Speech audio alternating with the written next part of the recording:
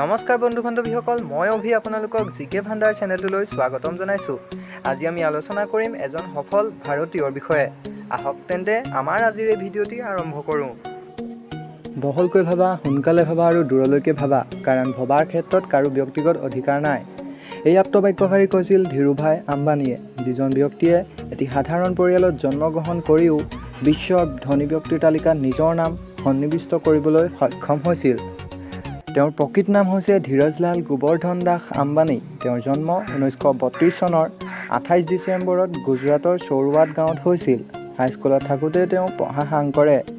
তাৰ পাছৰ পৰ্যায়ত তেওঁ পকৰি বিক্ৰী কৰিবলৈ আৰম্ভ কৰে। ধীৰুভাই আম্বানীৰ মতে পইচাৰ সৈতে শিক্ষাৰ কোনো সম্পৰ্ক নাই। পঢ়া শুনা কৰা ব্যক্তিয়েহে যে টকা পইচা উপাৰ্জন কৰিব পাৰিব, এনে কোনো কথা নাই।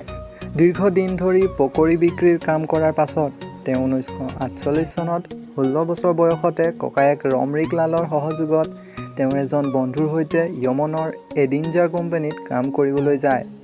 এদিন যোৱাৰ পিছত তেওঁ এটা পেট্ৰল পাম্পত কাম কৰিবলৈ আৰম্ভ কৰে। কিছুদিনৰ পিছতে তেওঁ সেই কোম্পানীৰে কাৰ্কিয়েল পোষ্টত 300 টকাৰ দৰমহাৰে কাম আৰম্ভ কৰে। দিনটো কাম কৰাৰ পাছতো তেওঁ কিবা এটা নহয় কিবা এটা পাৰ্ট টাইম কাম কৰিছিল। সেইবাবে তেওঁৰ বন্ধুসমূহতকৈ তেওঁৰ ওচৰত থকা ধনৰ পৰিমাণ বেছি আছিল।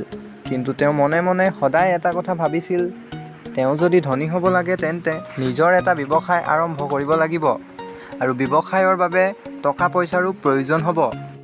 বহুকেইটা পোষ্টত কাম কৰাৰ পাছতো তেওঁ নিজৰ কামক কেতিয়াও আওকাণ কৰা নাছিল। সেইবাবে তেওঁ কামৰ প্ৰতি থকা নিষ্ঠা আৰু একাগ্ৰতা দেখি কোম্পানীৰ মালিকজনে তেওঁক মেনেজাৰ পদত অধিষ্ঠিত কৰে। কিন্তু কিছুদিন মেনেজাৰ পদত কাম কৰি তেওঁ সেই কাম এৰি মাতৃভূমি ভাৰতবৰ্ষলৈ ঘূৰি আহে।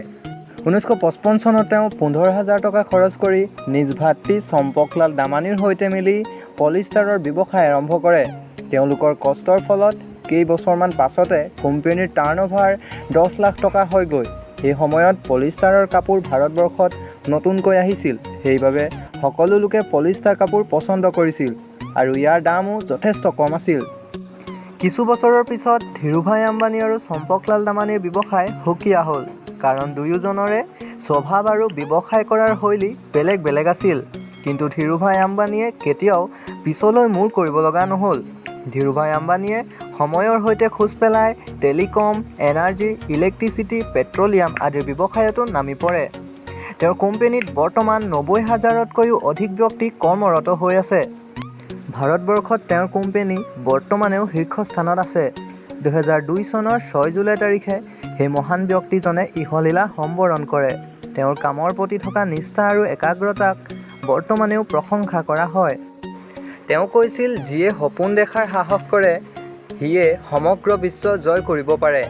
আমি বিশ্বক প্ৰমাণ কৰাই দিব পাৰোঁ যে ভাৰত এখন সক্ষম ৰাষ্ট্ৰ হয় আৰু ভাৰতীয়সকলে প্ৰতিযোগিতালৈ ভয় নকৰে। ভিডিঅ'টি চাই কেনে লাগিলে কমেণ্ট কৰি জনাব, আৰু যদি ভাল লাগিলে লাইক, শ্বেয়াৰ আৰু ছাবস্ক্ৰাইব কৰিবলৈ নাপাহৰিব, আৰু লগতে বেল আইকনটো প্ৰেছ কৰি দিব আমাৰ লেটেষ্ট আপডেটসমূহৰ বাবে।